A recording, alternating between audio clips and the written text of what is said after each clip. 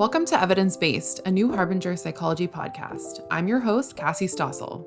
On today's episode, we're discussing Relationship OCD. We're joined by Sheva Rajaee, author of Relationship OCD. She is founder and director of the Center for Anxiety and OCD in Irvine, California, where she manages a team of clinicians specializing in the treatment of anxiety disorders and obsessive-compulsive disorder. She's a member of the California Association of Marriage and Family Therapists and the International OCD Foundation.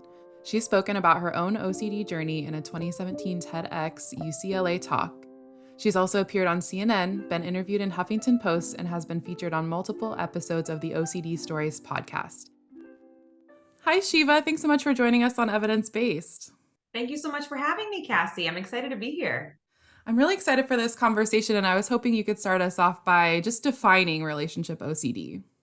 Yeah, happy to do so. So relationship OCD is a theme of obsessive compulsive disorder, and it focuses on whether or not you are in the right relationship, if you are feeling attracted enough, in love enough, if your partner is in love enough with you, basically if it's right or if it's wrong. It's a thematic presentation of obsessive compulsive disorder that fixates on our romantic relationships, can also fixate on our friendships and even with our pets, but it is most often seen in romantic relationships. Oh, that's so interesting.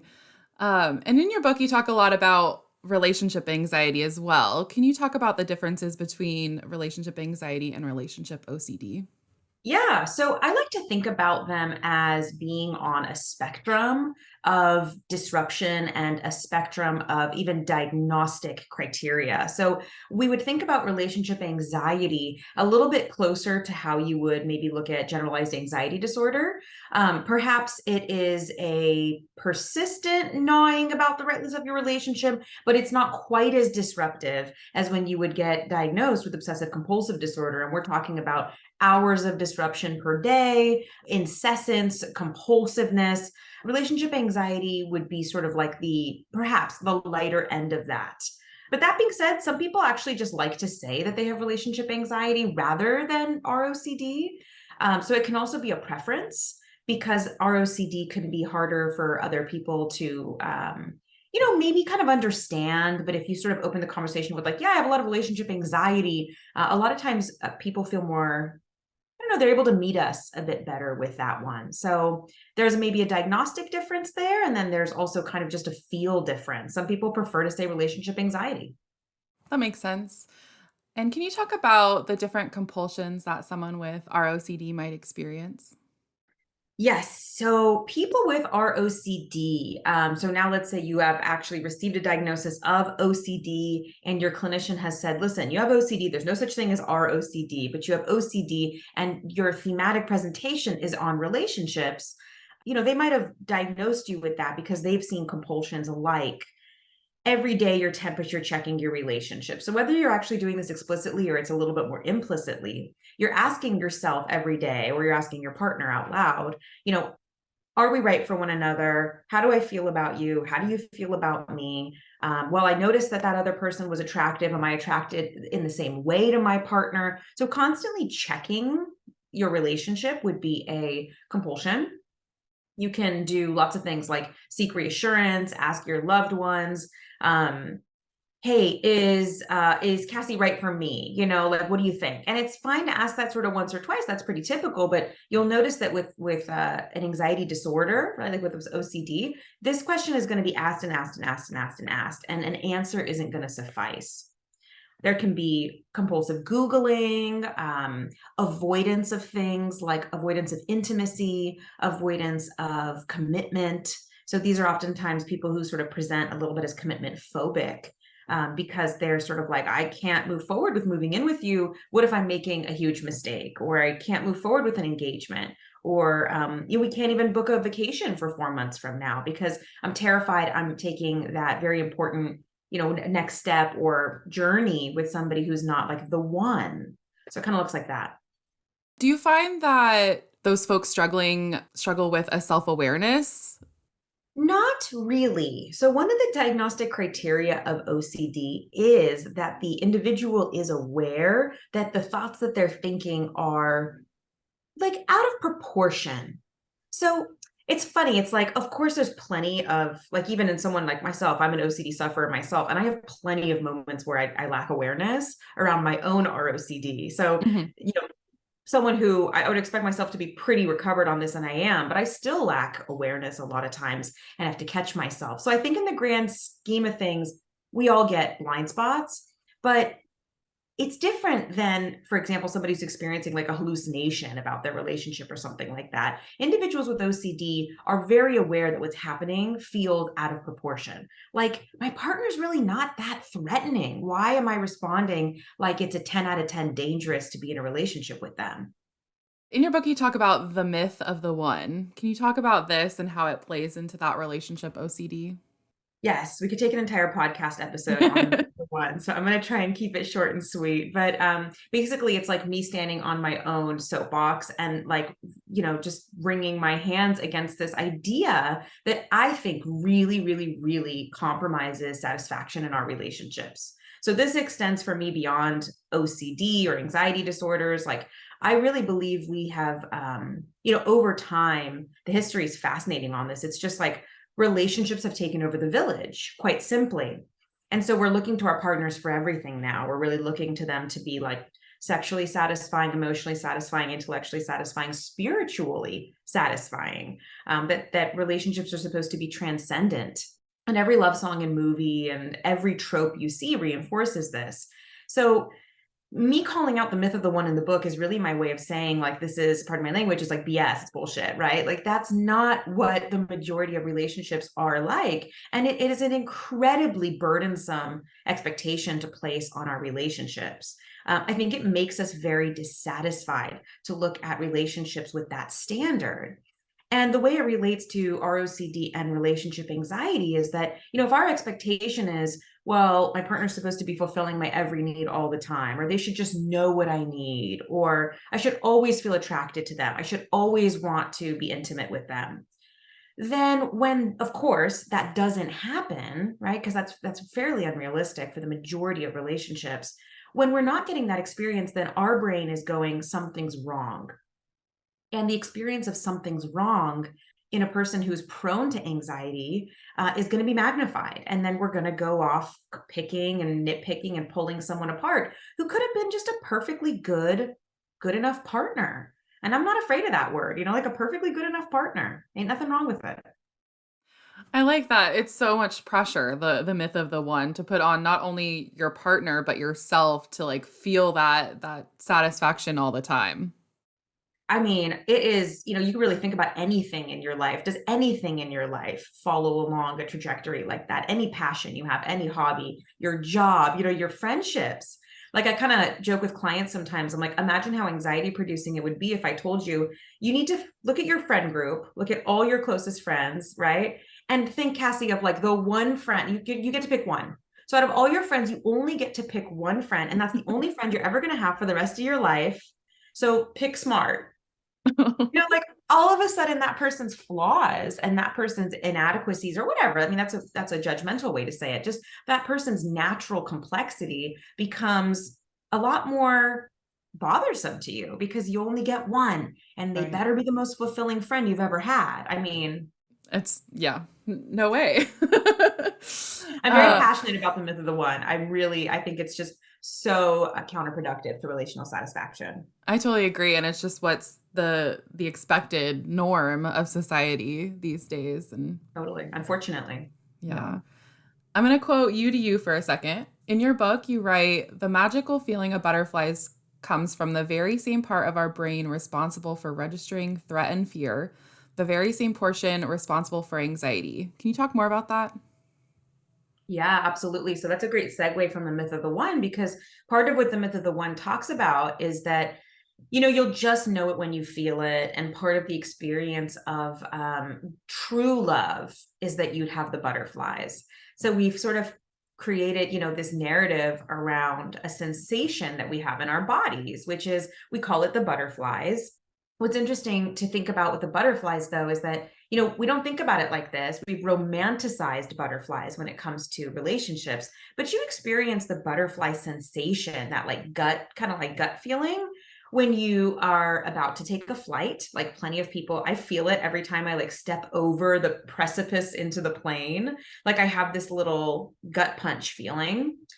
A lot of people feel it before they're giving a presentation. They have the butterflies, they're anxious, they're nervous, maybe they're a little excited. But when we see this experience in the context of a romantic relationship, we go, aha, like that's it right there. That is a sign that I've chosen the right person. And what really is going on there with the butterfly sensation is your amygdala, the fear center of your brain, the fight or flight response creator, is registering that there is something nerve-wracking in front of you, maybe something exciting in front of you, right? But that neither nerve-wracking or exciting, neither of these things are indicators of long-term satisfaction in your relationship. So yes, you have the butterflies with someone, it means you're having some feelings about the situation. But I really would not recommend for listeners to make the biggest decision of their lives based off of the fact that they have the same gut response they have when stepping into a plane, with a person. Yeah, and it's funny the way we've like put these butterflies on a pedestal.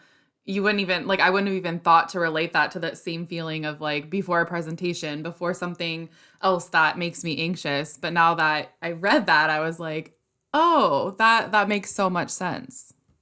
Yeah, another thing that I sort of get on a soapbox about, but it's like people want to ascribe these kind of like magical and mystical qualities to love. And it's fun if we sort of do that and we're aware that there's myth and fantasy involved in that. But I think that it gets really distressing when we see, people are making huge commitments based off of these feelings that can be very ephemeral. And they're not actually looking at the deeper compatibility pieces in a relationship that will sustain a relationship over the course of what now is 30, 40, 40 years of partnership, what used to be 20 years, 10 years of partnership when our life expectancy was 35 or 40 years old. So we're not really updating our standards here. And I think it's getting us in trouble. Yeah, and another thing that came up when you were talking is the spark. Like I didn't feel the spark. Yeah, same thing. I have this distinct memory of this dear friend of ours, and she was very young at the time. She was in her like early 20s. And she was we were at her engagement party, and I went to her and I was like deep in the throes of ROCD and was dating my now husband. And I went to her and I was like, how did you know? I was like 22 or something. I was like, how did you know? And she was like, you just know it when you feel it. And he ended up cheating on her and the engagement fell through. And I hate that story for her. I'm not at all, it breaks my heart that that happened to her. But at the same time, it just goes to show like, you can't trust that. That's not fact. That's an emotional experience. Absolutely. And in your book, you talk about two subtypes of relationship OCD. Can you talk about what those are and what some common obsessions for each might be? Yes. So there are two subtypes as identified by Guy Doron. He is a researcher. He's probably the number one researcher on ROCD. He's based out of Israel. And he identified these two subtypes, or rather just labeled these two subtypes, which are partner-focused obsessions and relationship-focused obsessions. Partner-focused obsessions being something like your nose is too big, you're not funny enough. What if you're not smart enough? What if? So it's really focused on the partner's perceived inadequacies. And then relationship focus would be a focus more on the relationship temperature or tenor. We are not in love enough. We are not happy enough. What if you don't love me enough? What if what if our relationship isn't strong enough and you leave me? So those are the two subtypes. I actually really don't focus on those much in my own work though, Cassie, because I find that there's so much overlap. And even Guy Doran, when he talks about this, he talks about how much overlap there is. So if we want to be nitpicky, there they are. I almost never use them in clinical practice. Yeah, I was going to ask if one was more common than the other, but it sounds like they play together.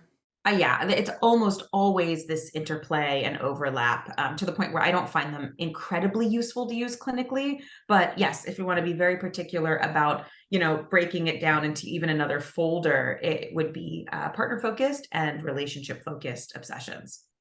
And can you talk about the role of someone's upbringing, like the role that plays and what attachment styles, what their role is? Yeah, I love this piece.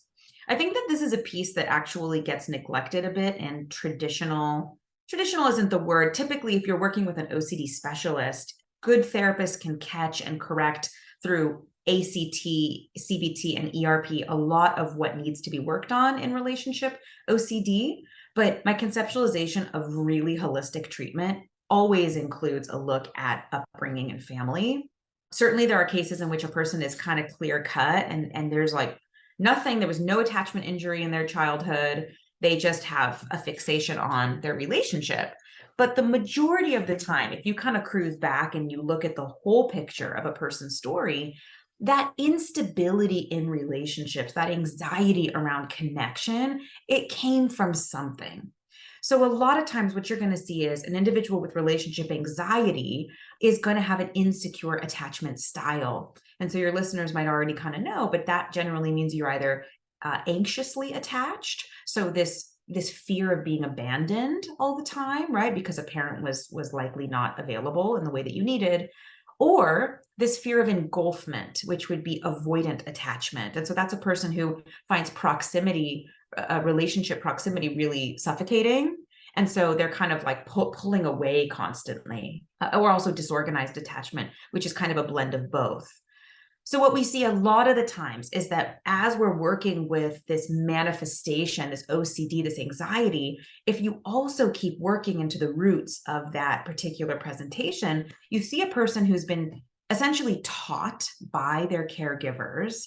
No one does this on purpose. I mean, you should be incredibly sadistic, but really parents don't do this on purpose. This happens because of their own traumas, that a child essentially doesn't get something that they need, whether that's enough space and autonomy or enough connection and closeness. And so then relationships become this arena in which that insecurity plays out. So myself, I like to use myself a lot in my work. I am avoidantly attached. I find relationships very overwhelming, and proximity can be really engulfing for me. So a lot of what I do and a lot of how I conceptualize my ROCD is it sort of showed up as this way to mitigate connection. Like, this is too overwhelming for me. So what if you're the problem? And it took a lot of work for me to get to the place where I realized, like, it's really not my partner that's the problem. I'm incredibly uncomfortable, and I've gotten much better at this, but I've been very uncomfortable in my life with being close to men. I had a difficult relationship with my dad. Yeah, and I'll just say something that I experienced with the attachment styles was a very specific example. Like, I noticed in myself, I have anxiety. I wouldn't say I have relationship OCD, but I have anxiety. And previously, I was very anxiously attached. And the trigger for me turned out to be when my mom was dying. I was worried that that would make me react in a weird way, that would make me want to leave my partner, because my mom, when her dad died, left my dad because of her grief. And I was like, where is this coming from? Like, this is not what I should be focusing on. Like, I should be focusing on my mom. But it was a really interesting phenomenon that like came up in my brain that I didn't even know was like somewhere back there. That's really cool that you were able to make that connection. You think about how much learning we take from not what our parents say, but how they are in the world. Hmm. Like, that's everything. There's millions of instances where we're observing our parents in the way that they are and the way that they are with us. And so that's our best map to move forward with. And it's like, unless you go to therapy, which it sounds like you might have with that, unless Yeah. you're incredibly personally unstable, Cassie. No, no, definitely therapy, definitely working at New Harbinger. Yeah, but it's like, unless you kind of do that work, those things just get repeated. Yeah. So that's a little plug for therapy, of course. We're on a New Harbinger podcast, but that's an amazing catch. And when you catch it like that, then you're able to be more mindful, and sort of be like, well, that doesn't make sense, or well, I know that makes sense emotionally for me, but rationally it doesn't line up. Yeah, and do you find that there is an age where this relationship OCD comes up? Does it feel like it's a thread through all relationships, or might a new relationship trigger something, or what do you see in your work? Yeah. So many psychiatric conditions, big umbrella, many psychiatric conditions show up between 18 and 22, 24. And that's because that's a time when our brains are sort of completing their development. So they're sort of like coming, that's really like your adult brain is sort of finishing its formation there. And so that's where we see a lot of psychiatric conditions at large, like anxiety disorders in general, even delusional disorders, like a lot of these things sort of show up during that time. But as far as that other question, which is a common one we get of like, why this relationship? The answer to that is that the relationship that's typically going to trigger your relationship anxiety is one in which there's actually stakes. So with relationship anxiety and ROCD, you're going to see it in viable relationships, which is a weird kind of science. Like, it sounds like very clinical to say that. But it's the idea that like, you're probably not going to feel this as an avoidant. You're not going to feel this in a relationship where a person is not available because there's no real threat there. Like if I'm, got this like summer fling or something like that, and I know he's leaving and going back to whatever, Australia at the end of the summer, there's no real danger of me having to be vulnerable in that relationship. It's like time limited.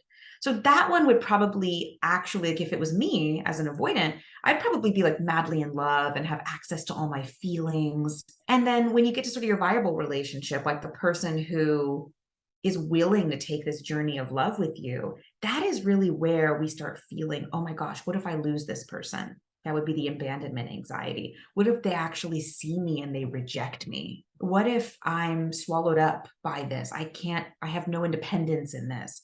That really shows up with somebody who's able to meet us in viable love. It's really not kind of like your F boy or F girl type. That actually makes so much sense because you're looking at it through the lens of like that viability of continuing the relationship. Yep, those are kind of scary. Definitely. Earning your continuing education hours doesn't have to be a painful experience. The right course can open your mind to new possibilities, increase your confidence, and hand you powerful tools to transform your clients' lives. Praxis Continuing Education and Training teams up with some of the brightest minds in mental health to provide cutting-edge, evidence-based training for practitioners. You can learn firsthand from experts like Stephen C. Hayes, Kelly Wilson, Robin Walzer, Kirk Strazel, and many others. Find your next training at praxiscet.com. That's praxiscet.com. And I want to ask a little bit about the desire and the sex piece. You talk about sex anxiety and how anxiety works to block arousal. Can you say a little bit more about that piece? For sure, for sure. So there's a chapter in the book on sex anxiety. I struggled with whether or not to put it in because it's such a complex topic. And actually had been speaking to Ryan at the time, Ryan Baresh, and he's my editor on this. And I was like, how do I put this in? Like, I really want to talk about this, but to do sex anxiety justice, you need a whole book, if not a series of books. And Alexandra Solomon actually has written one with you guys that's very good. So I think it's called Taking Sexy Back. Yep. And she's been on the podcast before. She's incredible. And so there's fantastic authors. Esther Perel is another amazing author. Please, if you're listening to this and sex anxiety is of interest to you, go and do the outside work. My chapter is really like a little primer of the way in which anxiety in relationships can translate, and almost always translates to sex as well. And the piece that I think I want to just make clear about that is, if your body is in a fight or flight response, if proximity to a person, if intimacy is overwhelming because you're terrified of losing them or you're terrified of being lost in them, okay, avoidance and also anxious attachment. If you're anxious about being close to somebody, you better believe sex is going to be anxiety producing for you. You better believe you're going to have compulsions come up around that, avoidances. It's going to be difficult because sex is the most vulnerable thing that we can do. We're literally naked, but we're also, if we're kind of like doing it right, we're also emotionally available and naked with somebody. And so it's this arena in which we get a lot of these insecurities that play out. And quite simply, when you're triggered, you're not going to be relaxed enough to have good sex. Like, just going to leave it right there. Like, you're not going to feel the desire. You're not going to feel, in terms of arousal, like all these things that make sex enjoyable and fun and kind of make a person want to walk into that. You're going to be getting messages that actually feel opposite to that. And it gets very confusing for people when they're like, well, why am I not feeling turned on? I should be turned on by my partner. I like love my partner, but maybe this is a sign we're in the wrong relationship. So I really encourage people, if you have a history of anxiety or an anxiety disorder, kind of just doubt your doubt there. Doubt your doubt there. I like that. Doubt your doubt. You write about desire feeling dangerous. Can you talk a little bit about that? Yeah. So, I mean, it can definitely feel like a loss of control. It can definitely feel like a place in which we don't feel safe.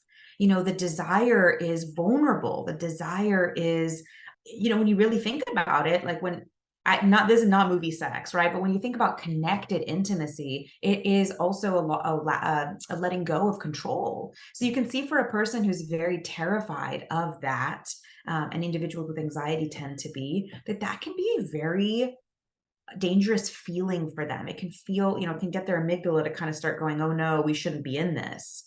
And you can see how that wiring can go against ease, and certainly can go against the kind of like myth of the one sex scene that we're like all quote unquote supposed to be having.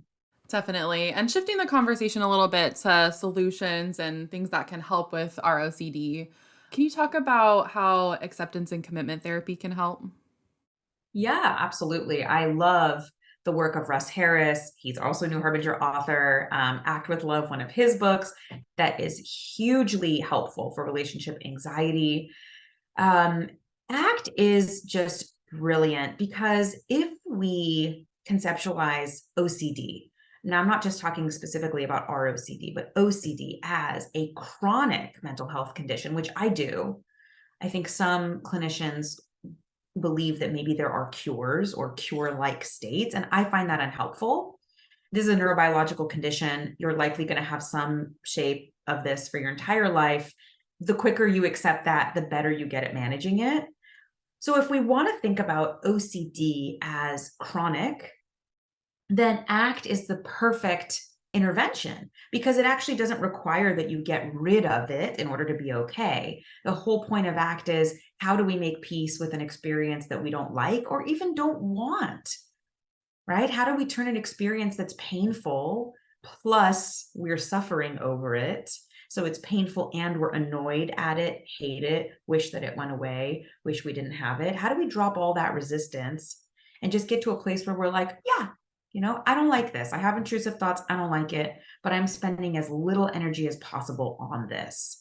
So really restructuring your relationship to discomfort from one of antagonism to one of coexistence. Doesn't need to be peaceful all the time, but just coexistence. Well, and what are some common misconceptions that you see about that acceptance piece? Oh yeah, huge roadblock to recovery is when we talk about acceptance and people are like, well, I can't accept my intrusive thoughts because I don't want them to come true. Or I don't want to, if I stop fighting them, then that means I believe them. Well, that means I like them. Well, that means I want them. No, not at all. Accepting the presence of intrusive thoughts is honestly just for your peace of mind. And if anything, what it does is it stops reinforcing to your amygdala that this experience is dangerous. And when we stop reinforcing to the amygdala that an experience is dangerous, the amygdala has less reasons to tell us it's dangerous. So ACT gets into that feedback loop that happens with anxiety disorders, and it sort of snips it. It's like you start going like, okay, whatever. I don't know. Yeah, maybe I don't know. Maybe we'll get a divorce one day. Okay, I guess, I don't know. I guess I'll die. You kind of start messing with your brain a little bit. And then your brain goes like, she's really not taking this that seriously. And that's exactly what we want our brain to think. Because then if we stop taking it seriously, your brain stops taking it seriously.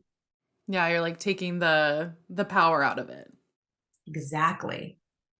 And then another piece of that ACT work is values. Can you talk about how identifying values can help people who are suffering with ROCD and what that might look like? Absolutely. Values work is huge because it cuts right under our reliance on feelings as a compass. So another piece of the myth of the one, you see that it sort of transcends the whole book. It was absolutely the structural piece of this book, is that in the myth of the one, it's, you know it when you feel it, and feelings are facts, and you should feel a certain way. And, the minute I don't feel in love with you, I guess I need to leave the relationship. But values are a much more stable bedrock on which to build a long-term relationship, because they are not dependent on your mood shifting day to day.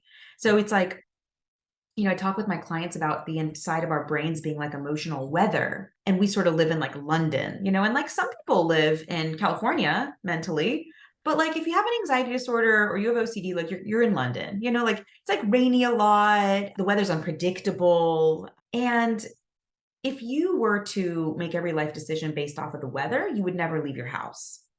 So there has to be something else. And that's where values work comes in. Again, this is the work of Stephen Hayes and Russ Harris, and I pulled it for the book. It really is important to sit there and think about, like, when I look at my future, I look 5 years from now, what kind of relationship do I want to have? And I want a relationship that's connected, that's honest, that is adventurous, that is, inspiring. Great. If those are my values, then I don't get concerned with, well, today I don't feel adventurous. I act adventurous. That's literally what act comes from. I act adventurous. I act connected. Even if I don't feel it, even if I don't want to be close to you, I still act in a way that's connected, because I'm living a life aligned with my values, not my feelings. That's so powerful. And I think that can help so many people. Another piece that you mentioned is that exposure therapy. Can you talk a little bit about that intervention for ROCD and what that can do to the brain?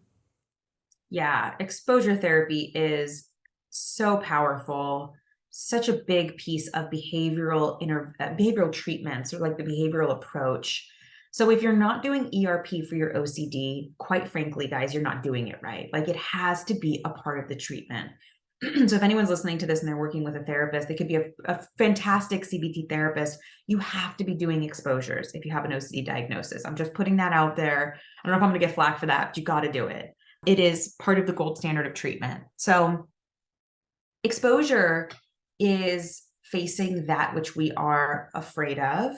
And by doing so, teaching our brain two things. One, that the fear probably isn't that big or scary or even likely, right? Like, we think, oh my God, like, if somebody thinks that we're in the wrong relationship, then I have to divorce them because, like, I can't handle that. And then someone does think that, like, someone actually tells you, like, I don't want to marry, I don't know, whatever. I don't know why you're with that person. That'd be probably not a great friend, but let's say they said it that way. When you get really upset, that's like your biggest fear, somebody judging your relationship.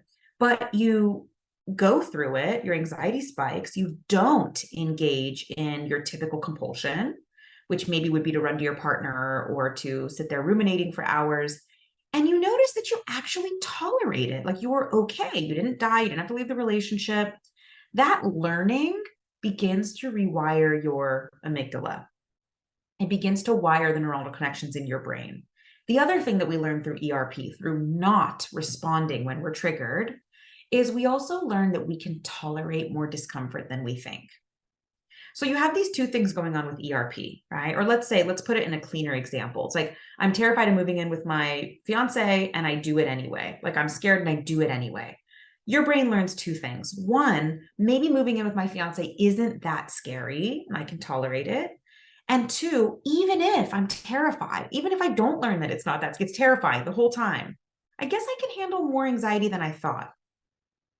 So it really, really builds strength, and it teaches our brain that this scary thing that we've made a 10 out of 10 and we've reinforced as a 10 out of 10, maybe it's just not that bad, right? And we do that in a graduated manner. We work our way into scarier exposures, all the while teaching our brain this doesn't need to be that big of a deal.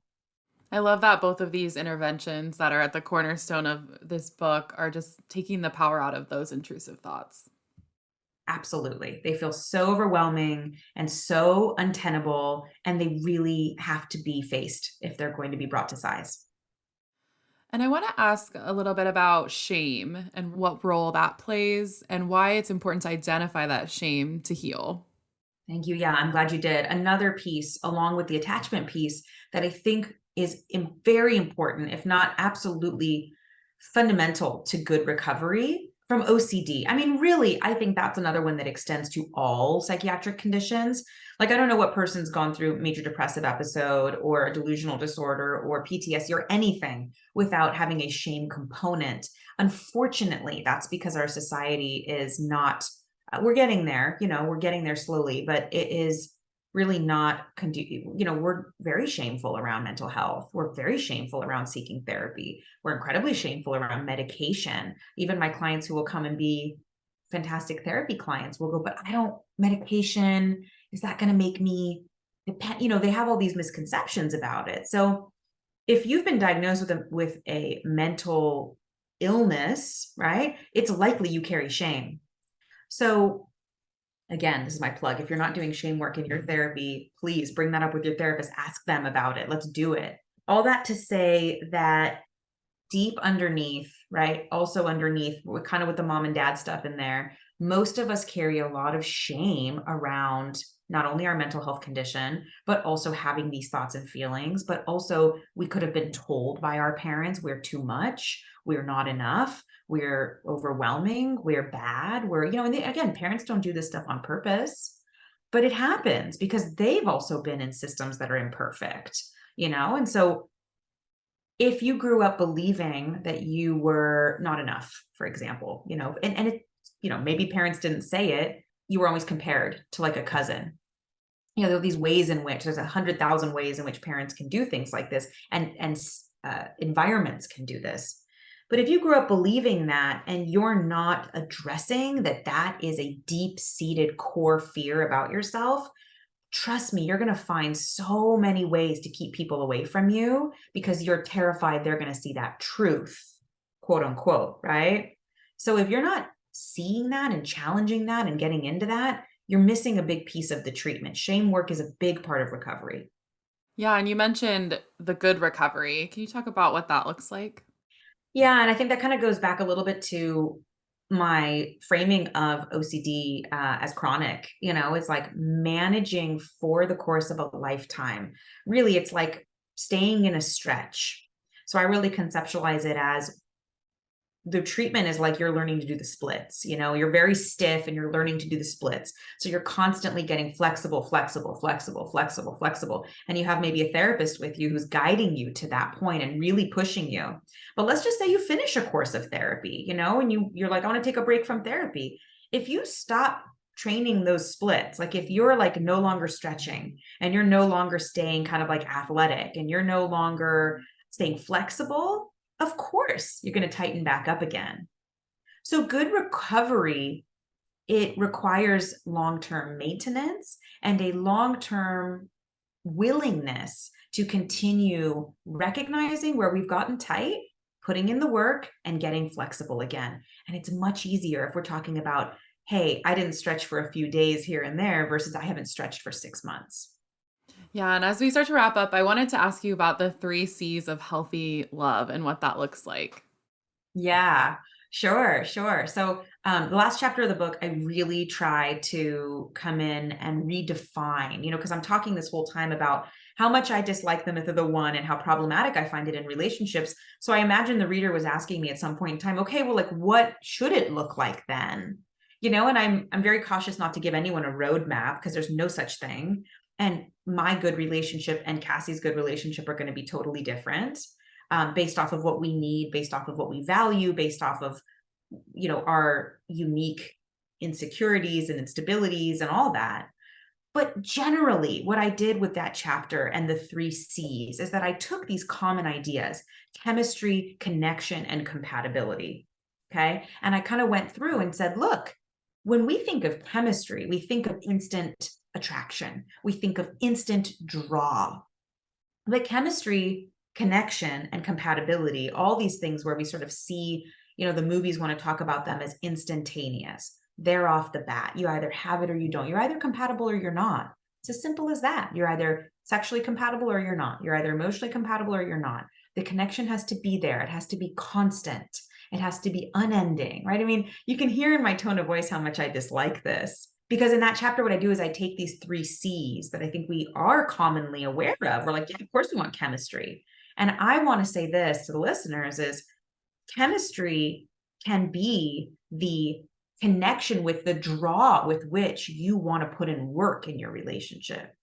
Connection can be thousands of points of disconnection. Connection can be, when we look at the line of best fit in your relationship, when we look at the overall trajectory, are we coming back to one another? Are we continually working to connect with one another? And compatibility can be earned, right? These kinds of things don't have to be there right off the bat or else. Yes, there does have to be a certain barometer. I mean, we're not going to just fall in love with anybody. We're not going to walk into love with anybody, okay? Because I also don't like fall in love so much, but we're not going to choose love with everybody. But given that this person comes, they're a good person, they're aligned with our long-term values, they care about us, they're willing to put in work, a lot of the rest of this can be created together.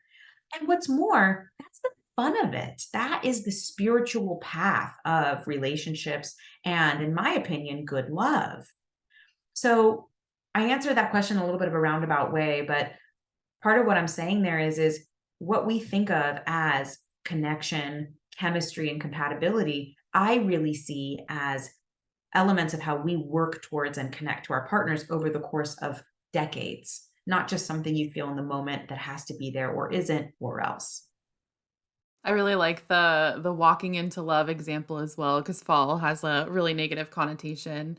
And I saw this, I cannot remember where I saw this, but it was talking about how, in a long-term relationship, you have to be in love with different people. Like we are constantly changing. So the initial C's, right? Like that isn't going to be the same in your relationship in 20 years or 40 years. And so I think that like having this is really something to strive for and creating that together. And I think that's a really nice promise.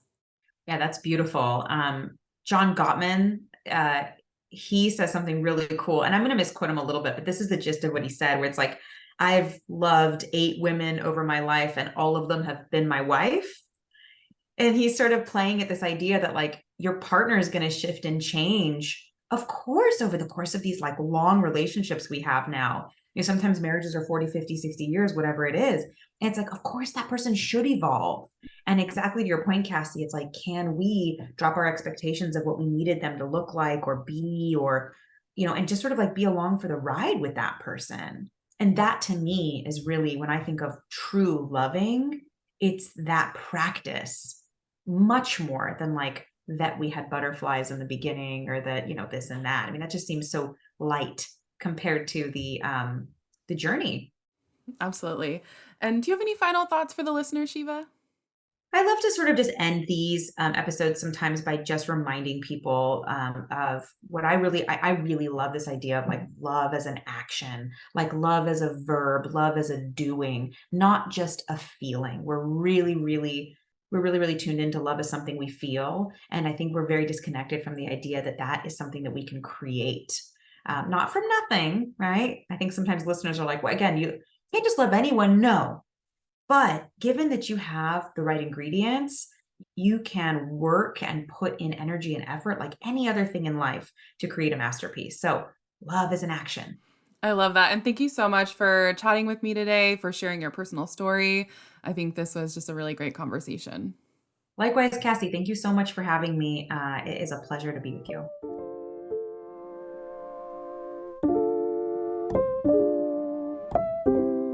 Relationship OCD offers an evidence-based cognitive behavioral approach to finding relief from relationship anxiety, obsessive doubt, and fear of commitment. You'll learn to challenge the often distorted thought patterns that trigger harmful emotions, increase your ability to think rationally, and ultimately accept the presence of intrusive thinking while maintaining the values of a healthy relationship. Relationships are the ultimate unknown. If you're ready to let go of needing to know for sure, this book will help you find satisfaction and thrive in your romantic relationships in all of their wonderful uncertainty. Visit our website at www.newharbinger.com and use coupon code podcast25 to receive 25% off your entire order. New Harbinger Publications is an independent, employee-owned publisher of books on psychology, health, spirituality, and personal growth. For 50 years, our evidence-based self-help books and pioneering workbooks have helped readers make positive changes to improve mental health and well-being. Founded by psychologists Matthew McKay and Patrick Fanning, New Harbinger is proud to be an employee-owned company. Our books reflect our core values of integrity, sustainability, compassion, and trust. Written by leaders in the field and recommended by therapists worldwide, New Harbinger books are practical, accessible, and provide real tools for real change. Join the New Harbinger Clinicians Club, a free membership club exclusively for mental health professionals. Sign up today and you'll receive a special welcome gift, 35% off all professional books, free client resources, free ebooks throughout the year, access to private sales, a subscription to our Quick Tips for Therapists email program, and more. Visit newharbinger.com/clinicians-club for more information. If you enjoyed today's episode, we'd love if you rated, reviewed, and subscribed to the show, and we hope you might share it with anyone who might benefit from the content. This podcast is not a substitute for counseling with a licensed provider.